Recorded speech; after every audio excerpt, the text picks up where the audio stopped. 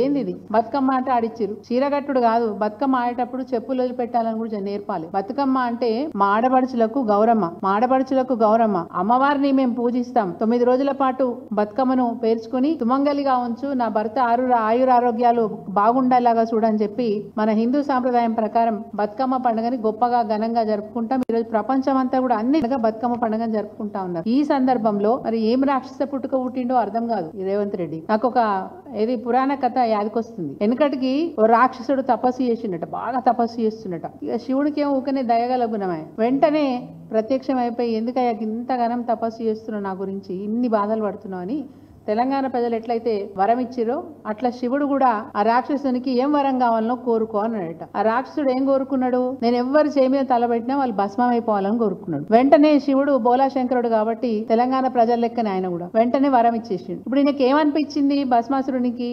నేను ఎవరు తల మీద పెట్టినా, నా చేయి పెట్టినా వాళ్ళు భస్మం అయిపోతారంటే ముందు నీ తల మీద పెట్టి చూస్తానన్నాడట. ఇలా ఇక్కడ రేవంత్ రెడ్డి గారి పరిస్థితి కూడా అట్లే కనిపిస్తా ఉంది.